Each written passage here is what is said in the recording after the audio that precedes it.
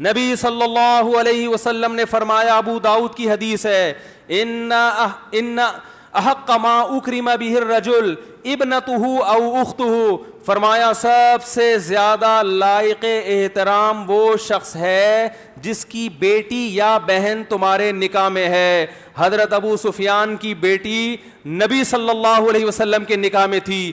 یاد رکھو، اگر میرے نکاح میں کسی کی بیٹی ہے تو میرے لیے اس بیٹی کا باپ قابل احترام ہے، تو بتاؤ نبی کے نکاح میں جس کی بیٹی ہو، ہمارے لیے وہ باپ کس قدر قابل احترام ہوگا۔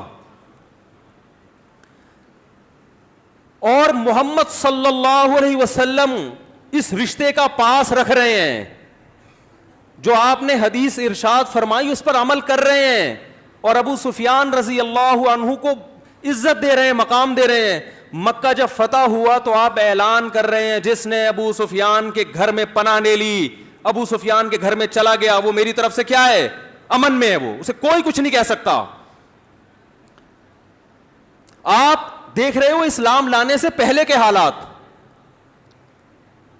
ایک یوٹیوب پہ مشہور چورن بیچنے والا ہے، میں نے حضرت ابو سفیان کی شان میں کچھ بیان کیا تو اس نے حضرت ابو سفیان کی جو زمانے جاہلیت میں اسلام دشمنی ہے نا، اس پہ اس نے تاریخی حوالے نکال کے دیکھو، یہ اسلام لانے سے پہلے یہ کرتے رہے، یہ کرتے رہے، یہ کرتے رہے، یہ کرتے رہے۔ تو ہماری عادت ہوتی ہے گل ویلے دی تے پھل، بولو نا، پنجابی میں کہتے ہیں یار گل ویلے دی تے پھل موسم دا۔ تو ہم نے کہا بھی ایک ایک حوالے کا جواب دیں۔ تو ہم تو مانتے ہیں کہ اسلام لانے سے پہلے تو حضرت خالد بن ولید نے بھی اسلام دشمنی کی ہے، حضرت عمر نے بھی کی ہے، حضرت عمر تو نبی کو قتل کرنے کے لیے جا رہے تھے، لیکن آپ صلی اللہ علیہ وسلم کی صحیح حدیث نے ان تمام باتوں کا جواب دے دیا۔ آپ نے فرمایا خیارکم فی الجاہلیت خیارکم فی الاسلام، تم میں جو زمانہ جاہلیت میں اچھے سمجھے جاتے تھے، تو ظاہر ہے زمانہ جاہلیت میں انہی لوگوں کی نظر میں اچھے سمجھے جاتے ہوں گے نا جو جاہلیت میں مبتلا تھے، تو اسلام لانے کے بعد بھی وہ سب سے اچھے ہیں۔ خالد ابن ولید زمانے جاہلیت میں اچھے سمجھے جاتے تھے کہ نہیں؟ غزوہ احد میں شکست کس کی وجہ سے ہوئی؟ بولتے کیوں نہیں بھائی؟ خالد ابن ولید۔ کیوں اچھے؟ کیوں؟ بہادری ہے، غیرت ہے، مگر وہ بہادری اور غیرت غلط استعمال ہو رہی ہے۔ منافقت ہوتی تو غزوہ احد میں ان کی تلوار مسلمانوں کے خلاف نہ چلتی۔ منافق کا کوئی مذہب نہیں ہوتا، وہ جہاں دیکھتا ہے وہاں چلا جاتا ہے، ادھر لڑک جاتا ہے۔ یہودی منافق تھے مدینہ میں، جب مسلمانوں کو فتح ہوتی تو اس طرف چلے جاتے، شکست ہوتی تو ادھر کو آ جاتے۔ حضرت خالد ابن ولید اور ابو سفیان رضی اللہ عنہ کا کردار یہ نہیں تھا، جب دشمن تھے تو بتا کے دشمن تھے، جب دوست بنے تو بتا کے دوست بنے ہیں۔ آج ان ابو سفیان پر کھلے عام لعن طعن کی جا رہی ہے، رضی اللہ عنہم، کھلے عام لعن طعن کی جا رہی ہے۔ اور حضرت ابو سفیان نے جب اسلام قبول کیا تو آپ سے ماضی میں جو کوتاہیاں ہوئیں ان کی تلافی بھی کی آپ نے۔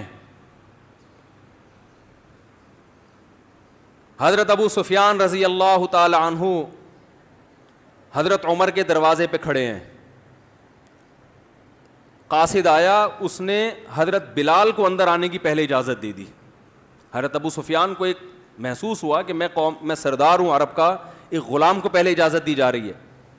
تو کسی نے کہا اے ابو سفیان، جب اسلام کمزور تھا تو انہوں نے مدد کی، جب اسلام کو قوت ملی تو آپ بھی اسلام میں آئے، اور اللہ کی قسم اب اس کی تلافی اس کے علاوہ نہیں ہو سکتی کہ ہم باقی زندگی میدان جہاد میں گزار دیں، یعنی ہم سے جو کوتاہی ہوئی ہے ہمیں اس کی تلافی کرنی پڑے گی۔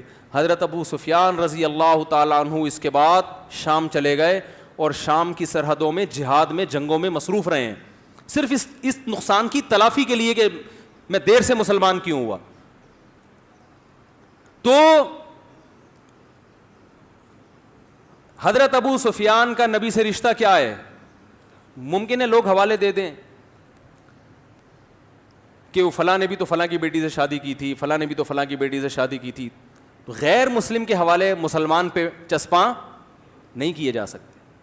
اسلام لانے کے بعد یہ فضیلت ہے کہ سب سے زیادہ قابل احترام وہ ہے جس کی بیٹی یا بہن تمہارے نکاح میں۔ اسی سے حضرت معاویہ کی فضیلت بھی ثابت ہو گئی۔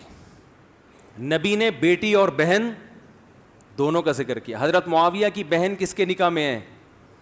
محمد صلی اللہ علیہ وسلم کے نکاح میں.